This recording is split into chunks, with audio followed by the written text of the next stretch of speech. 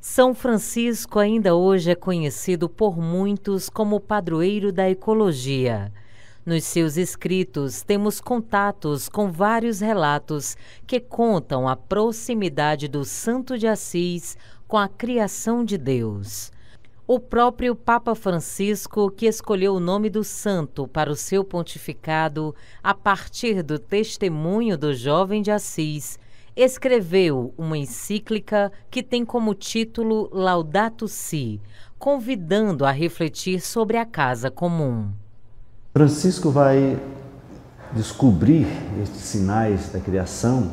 Primeiramente, nós precisamos pensar no homem da intuição. Já se escreveu sobre Francisco nessa perspectiva, o homem da intuição. Não é? Então, é alguém que tem essa sensibilidade, não é? Intuitiva diante dos sinais do mundo. Não é? Alguém que, diante do que vê dos sinais, ele começa a se dar conta dos sinais da criação. Não é? Por isso, para ele, cada elemento da natureza é sinal de Deus, da presença de Deus. É assim que ele começa a entender, não é? E se relacionar com o mundo, não é? com os bens da criação.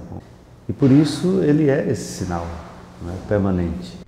O Papa Francisco costuma usar em suas catequeses, mensagens e até mesmo em sua encíclica verde a criação como um evangelho. Nós sabemos que o evangelho, quando falamos de evangelho, não estamos apenas pensando num texto a ser lido e proclamado por alguém, né? Como nós costumamos ler os textos de Mateus, de Lucas, de Marcos, de João, e a gente chama isso, a gente diz, isto é o Evangelho. Mas o Evangelho, sem dúvida, são esses textos que estão aí, não é? Porque eles testemunham da vida de Jesus, é a boa nova, não é? O Evangelho é isso, é a boa nova. Então, o Evangelho da criação é nessa perspectiva de que a manifestação, não é? Da criação, até os textos bíblicos trazem há uma nova, um novo céu, uma nova terra, nessa perspectiva, não é? Então essa perspectiva da criação, a partir do Evangelho da criação, é olhar os sinais de Deus, perceber os sinais do amor de Deus, porque se a gente pensar no Evangelho, o Evangelho traz essa perspectiva, não é? Se a gente quisesse tomar uma síntese para o Evangelho, eu diria que o Evangelho é o amor, né? O amor a Deus, o amor ao próximo. E nós vamos pensar agora nessa perspectiva do amor ao próximo, nesta relação toda com a criação.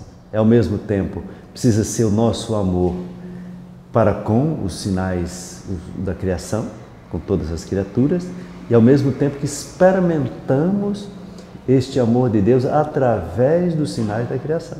Né? Por isso o convite do Papa Francisco, quando ele olha, ele não é apenas um olhar ecológico de um ecologista que está pensar, cuidar, integrar-se à criação, está envolvido no processo da salvação.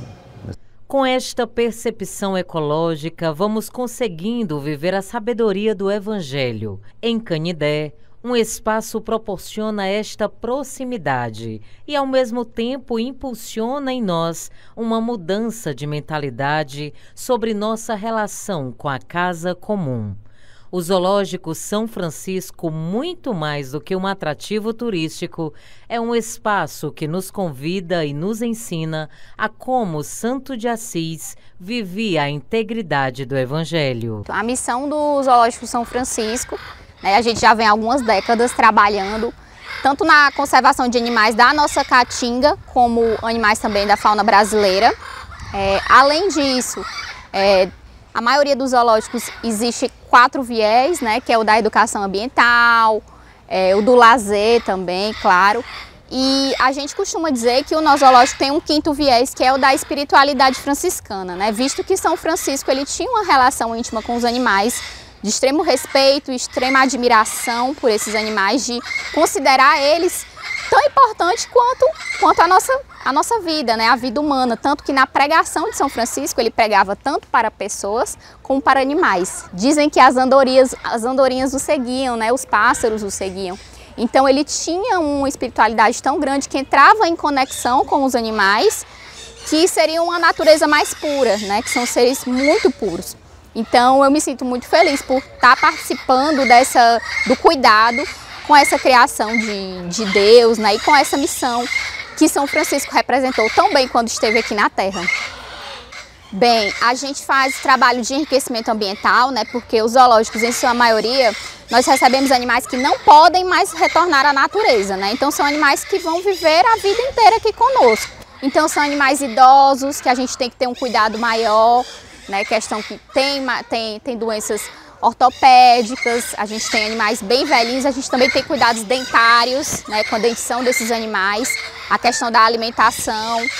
A gente faz também o trabalho do enriquecimento ambiental, que são atividades lúdicas, para esses animais estar diminuindo o estresse, né? Apesar de ter o contato com os visitantes, a maioria são acostumados, né? Não se estressam, mas muitas vezes no período de festa vem muita gente, pode acontecer um pouco de estresse, a gente tem que aumentar ainda mais essas atividades lúdicas para que os animais não se estressem tanto.